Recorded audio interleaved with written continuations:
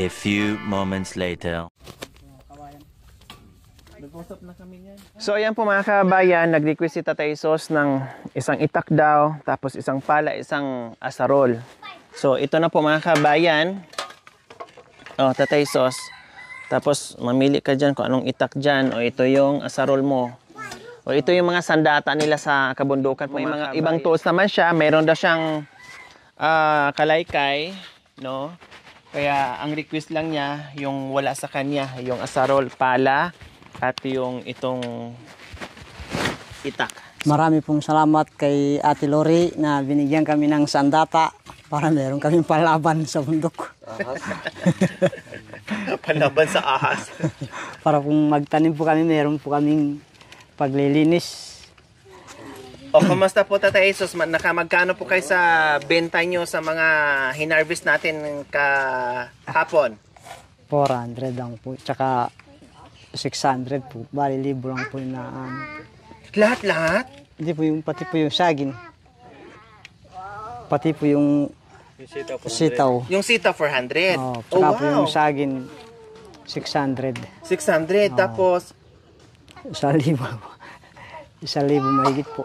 Pati yung mga talbos ng kamo. Hindi man po nadala na ano po, nalanta po. Ay, nalanta, sayang. Nakakahiya naman po magtitinda kung malanta na po. Dapat inano na tubig. Oh. Ah. Na ano po nainitan po ata sa malilim. Kahit na po Ang gabi. gagawin dyan, para hindi malanta, bisikan ng tubig. No. Ginaganon ko po, kaya takot na. Sayang. Sayang po yung... Na inabutan pa naman tayo ng ulan kahapon sa kakapitas ng mga gulay. Nakalimutan na sa sobrang... Ay, problem talaga. Sayang, magkano din yan 200 din yan o kaya 300. So, kung may mga 400. Oh. Sayang niya kayo. Sayang. Hindi O, ayos na ibenta. Tatay. Ayos na po. Jesus, meron na Opo. kayong pangdagdag doon sa gamit nyo sa kabundukan. Oh. Oh. Dagdagan po sana ng Panginoon sa kay Ate Lori. Salamat. Para meron pong maibigay uli sa ibang nangangailangan. O, ilang kilong bagas ang nabili nyo? 10 kilo. 10, sabi ko nga sabi ko mga 10 kilo lang. So yung pinaghirapan po lang mga kabayan, yung mga kuha namin kahapon, yung saging, so may 1,000 na po yung kanilang kita. So binili ng 10 kilong bigas. Anong ulam? Wala na po. Kung nabiling ulam, pinabili ko po ng asukal. Asukal kape. So walang ulam po mga kabayan, asukal kape ang kanilang partner dyan sa bigas na binili na 10 kilo. Tapos nagbayad ka pa sa nag-drive sa motor. Yeah, kasundan. Kaya ang buhay mga kabayan, no? Tapos gasolina pa. Ito lang natira. Kahit paano nakaraos din ang mahirap. Tama. Diba? Kahit paano daw nakaraos silang mahirap. Kahit pa paano nakabenta din. Kung wala kang ulam, basta may bigas ka lang po, pwede na. Magsabaw ka lang po ang talbos ng ampalaya, pwede na. Importante ang bigas at saka kapis kanila. Kasi bago sila magtrabaho, kape muna. Saka asin, bitsin, ganyan. Yung ulam na yung bibili ng isda, bibili ng karne. No. Mahal na po yung karne at saka isda. Ibilin lang nila ng kapayan, kape.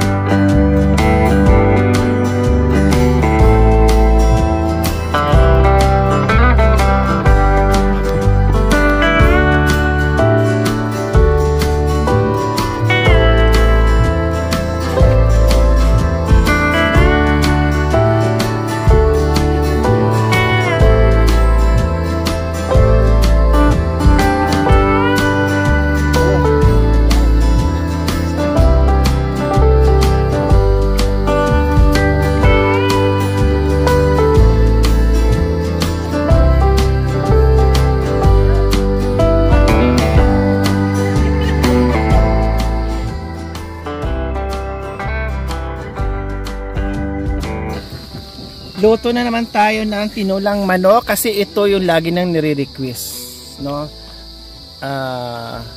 Grill na manok, lechon manok, nako, gusto nila, tinulang manok, gusto nila, adobong manok, basta manok kahit anong klaseng luto, paborito nila. So, request, lutuin natin.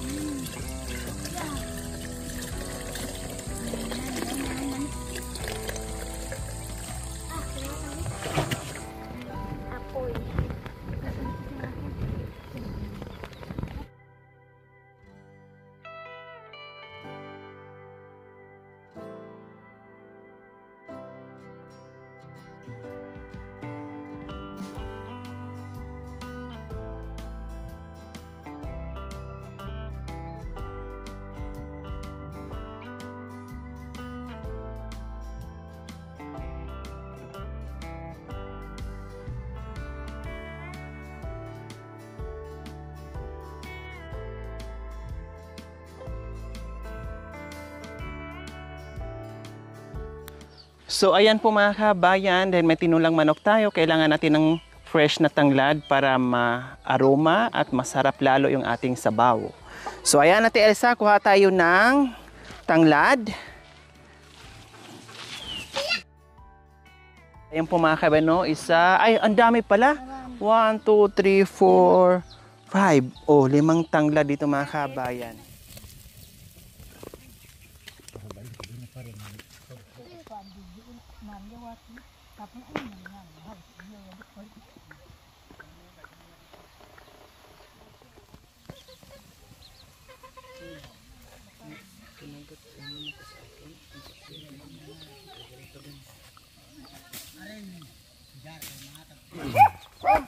Ate Tony, saan kayo galing? Wow, namasyal kayo. Kanina pa po kami dito. Naghanap ng laya. Ano po yan? Laya. Laya. Tatanim Mga luya. para maraming ibebenta. Oh, kanina pa po kami dito. Tamang-tama. Tamang-tama po yung dating ni Tatay Tony at saka ni Nanay Alma. Galing sila sa kabilang bundok. Nanguha ng laya or luya. Oh, nakaluto na rin tayo ng ating tinulang manok na request nila. Ayan. Completos ricados po yung mga kabayan. Yung ating kanin na sobra-sobra na kinulang kanina sa tubig. O, at least naluto siya, nagawa ng paraan. Kaya may asin sa ibabaw. Iwan ko kung anong connection doon mga kabayan. Please, paki-comment kung anong connection doon. Nagaya lang yan sa mga sinaunang panahon. Yung ating mga lula, pag hilaw yung kanin ay nilalagyan dyan. Yung iba naman nilalagyan ng plastic doon para ano siya, luto. Ang init pala. Ba yan? Di sinabi niya. Buti ko na mabitawan. Buti na may lamisa. Ang bango. Ang bango. Wow. Hitayin nila yan.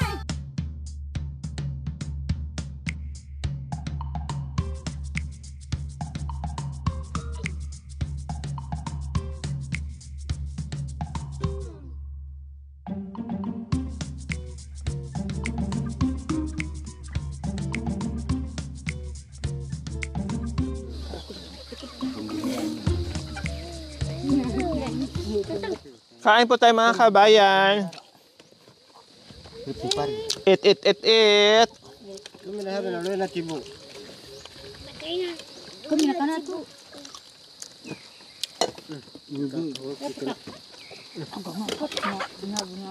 Paano naman ang nagbirawang ka?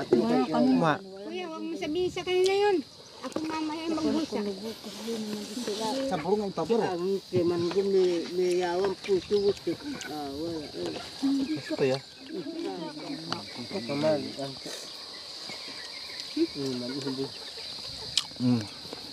Ayos na ba yung luto ko? Opo. Masarap?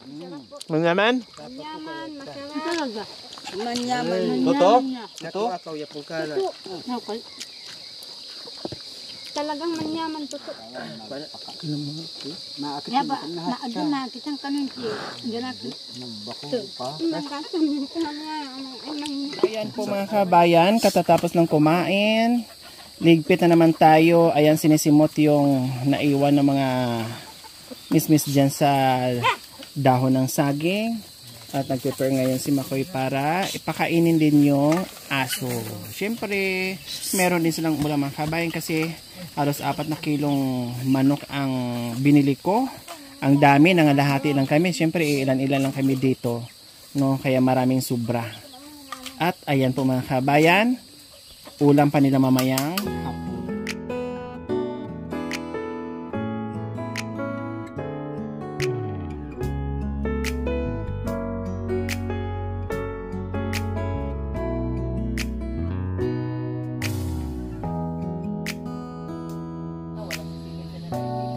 Totoo yan, Tito Nay. Totoo yan. Totoo yan.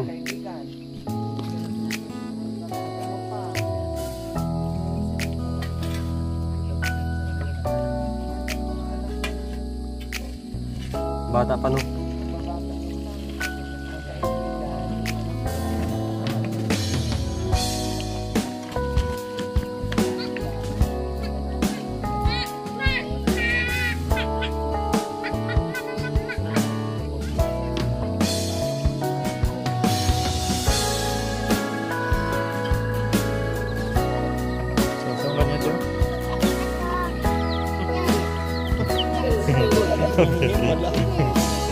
Kawawa si Madam.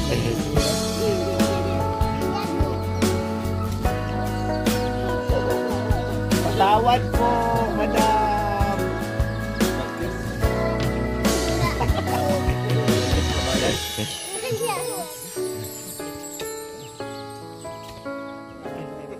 Maganda klase.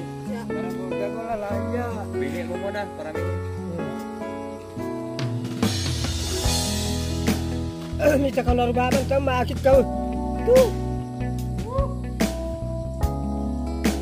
Hindi bumalik yung anak, manugang mo. Hindi bumalik.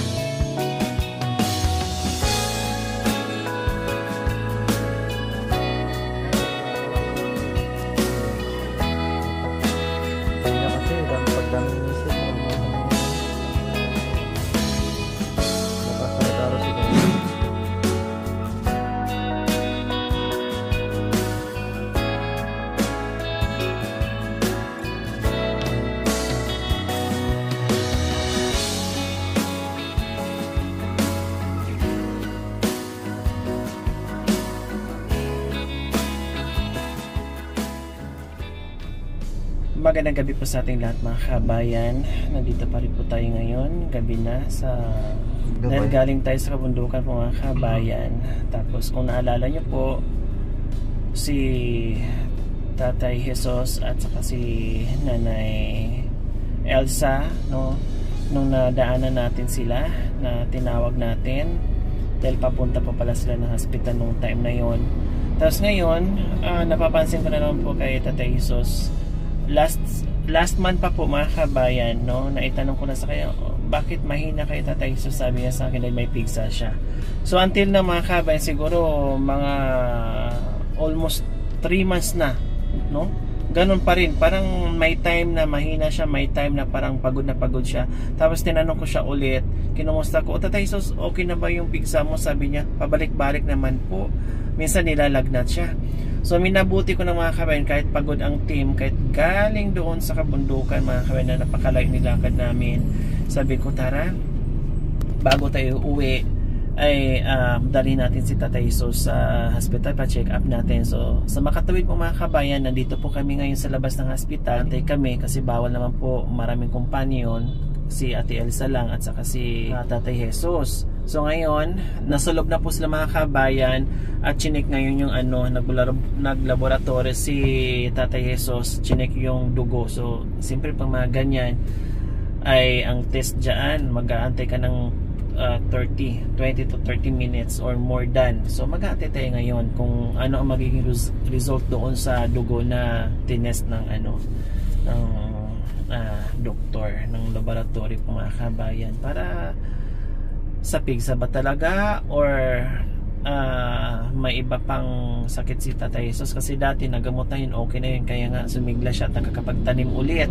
Kasi nung time na yun na unang pagkikita namin ni Tatay Jesus ay super puti niya, no? Tapos nangiluwish na siya sa kasus, mahina na at mapungin na yung mga mata niya. So gumaling na siya, kaya nakakapagtrabaho dahil binigyan natin ng pera, pina-check up, binigyan natin ng gamot.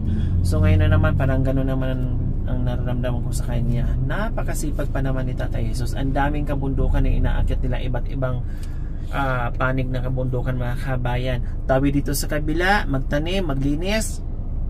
After, tawid na naman sa kabila, magtanim, maglinis, mag-harvest sa kabila, mag-harvest sa kabila. Diyos ko, may gulay.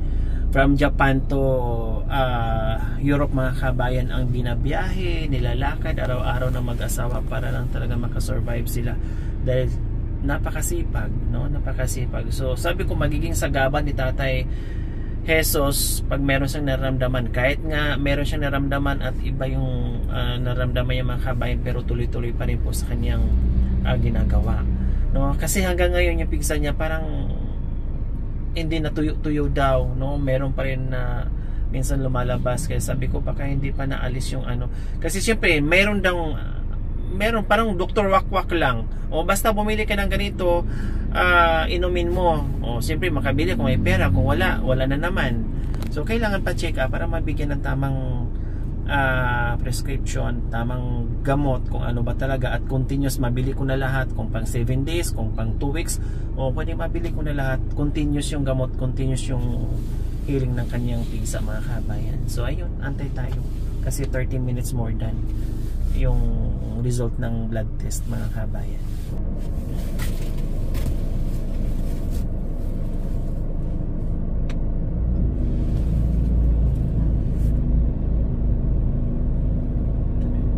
A few moments later. Okay na? Opo.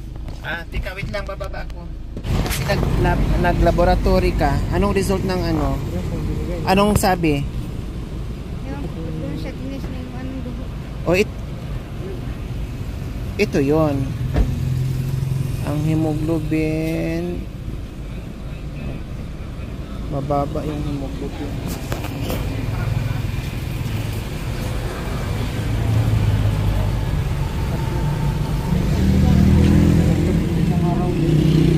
Hindi ko alam. Anong sabi ng doktor pagkatapos ng laboratory? Ayun, binigyan niya po. Walang sinabi? Walang sinabi sa inyo kung anong result ng Wala, Ha? walang naman sinabi. Walang sinabi? Yung sinabi nilang po ito po, Kanya yung isang araw, 3. So, ang resita? sa kanila po. Nagseta. So binigyan na kayo ng gamot na. Okay na, so wala natin bibilhin. Ito naman, baka sa dugo naman. Ito yung result ng dugo.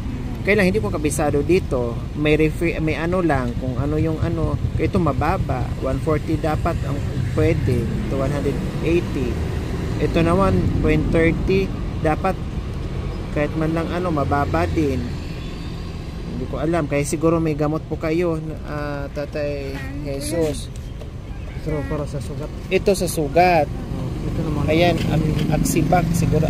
Amoxiclav, ito yung sa pananakit o pamamaga dyan sa mo. Yung antibacterial din. Antibacterial din.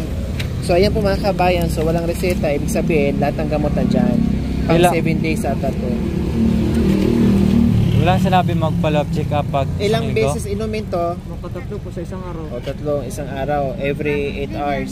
Ito, Isang linggo daw kung uubos. o tama, 7 days. Ito, parehas din. O tandaan ha, kailangan pag uminom, may laman yung tiyan kasi matapang to, Tatay Jesus. Huwag taligtaan.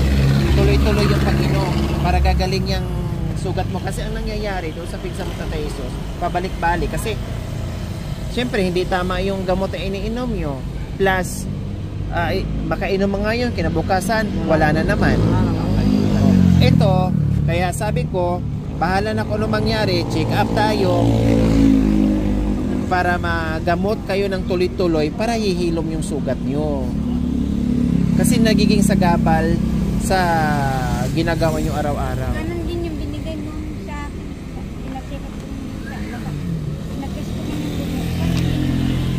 O tapos, bakit bumalik? Hindi yung dugo. Hindi, I mean yung ano niya, yung... Wala po po. Wala pa po yung tigsa. wala na, iba na naman. Wala po yung tigsa. Pinatest ko na yung dugo. Ah. Talagang dugo niya. Kulang ang dugo. Mababa nga yung mga result niya. O, sa tingin ko lang mga kabayan na kasi nandito kasi kung ano yung dapat. O, puro bagsak. Yun nga po. O, yung WBC niya, bagsak. Di ba sa halos bagsak? O yun. Picturean mo nga to. Ipakita ko nga to ni Doc. Okay, sige. So, ayan po mga kabayan. Wala natin binigamot. Okay na. Pakita ko sa kung sa ano man po. Okay. So, ang result lang pala mga kabayan, kahit walang ano, ipakita sa doktor. Pakita ko Ipabasa. Ipabasa. kung paano yung, Kung ano yung resulta. yung resulta ng dugo niya. Ayun. Nagtaka nga ako mga kabayan, anong sabi doon? Kasi siyempre, pag na ano, Wala rin po sinabi. binigay lang sa laboratory yung result, tapos dalhin daw doon sa Manabaog. Manibaog? Talagang binigay po yun. Ito po ma'am, kopya daw po ito. Oo Kopya- nga. kopya ba yun? Babasahin to doon na doktor. Ipapakita nyo. Kopyan Walang talaga ng sinabi dugo mo. ipapakita po. Walang sinabi po yung ipakita. Kaya Wala lang, po sinabi. sabi ng matanda kanina, Hindi, ibig sabihin ito subukan yun. mong ipatest yung dugo mo. Tignan ko maigi yung test ng Yung dugo check up. para makita ko kung anong Ito, diferensya. okay naman dito. Oh. Sabi niya, sa isang araw 3. Tapos yung isa 3. Okay, sige, okay na. Ganun din yung binigay sa akin yung resulta. Mababa talaga yung ano ng... Dugo. Kung gusto mo, Itago lang yan. kung gusto mo, ipapadonate natin ng dugo. Yung pa-check up mo. Buti sana kung nasabihan ka ng doktor, o bili ka ng ferrous sulfate. Mahal po so, yung ano, yung gamot niya, yung pulang ano, vitamin. Ferrous sulfate sana. Yan po, iniinom po. Yan po. Ganun yung ininom niya. Kaya lang wala pa yan. Ferrous sulfate. Doon sa baba, binibili ko Meron, magtanong ka muna dyan po yan ng ferrous sulfate kung magkano. yung pagdagdag ng dugo. Oo, yun Hoy. nga yun. Ferrous sulfate. Ano kaya? Ito yung sa dugo, ma'am, di ba? Pangdagdag sa dugo. Ito natandaan ko mga kabayan kasi marami na rin ako nabigyan nito. Kailang dati natandaan ko, buti talaga na ano, yung babasagin. Ngayon maganda na. Marami na to ha. Ilan mo lang yung gamot niya. Walang problema dito.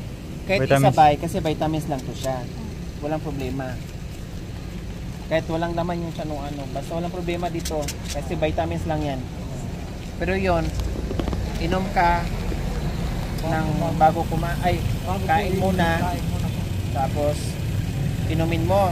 Pagka after 5 minutes, inom ka na naman isa. Huwag mong pagsabayin. Hindi, 3 times a day atin eh. Oo nga, ibig sabihin 3 times a day. Pero iinom ka nung isa, o maya kunti inom ka na naman kasi parehas nga yan 3 times a day. Or pagsabay mo yung dalawa, baka malito ka pa. 8 hours. 8 hours ha? Alam mo yung 8 hours? Bigyan mo ng tamang oras para maganda. Alam ko naman po. Oh, ganun. Okay na. Ay, maaga, Sa umaga, tanghali, hapon. Yun. O halimbawa, 7, 8, 9, 10, 11, 12, 1, 2. Tapos 2, 3, 4, 5, 6. Hindi. Kamu-accept ka na naman. Hindi, umaga hapon yan. O hindi umaga hapon. Kulang sa oras. Bigyan mo ng papel. Para maano. Yung kung katulad namin, Klot, nagpa-check up. Itong gamot mo, bawat, pag inom mo, 3. Uminom po siya sa umaga, 3. Ay, Tanghali, ako. 3. Namatay po, hindi po nagtagal. Na-overdose. Mamatay ka talaga. Anong oras na ngayon? Alas Oo, anong oras na? Inom ka na. Ako na mag-doktor. Para gagaling 8:53. ka. Ha? 8:53. O, 9 na yan. O, inom ka na. Saan yung tubig? Bigyan mo yung tubig ko yan. Sige, gawa mo ng paraan. 9, 10, 11, 12, 1, 2, 3, 4, 5. 5 a.m. 5, 6, 7, 8, 9, 10, 11, 12, 1. Kung talagang kailangan ipakita. 1 p.m. Alas 9 siya ngayon uminom, Ate Elsa. May alarm yan. Bukas, mamayang alas 5 ng umaga. O sa sunod naman, alauna ng hapon. Magbilang ka ng 8 oras. Kailangan, tama yung oras. Kasi sa sakit ang sikmura niya, pag wala pang 8 oras, iinom na naman. Para maduble. O, sige, inom mo na.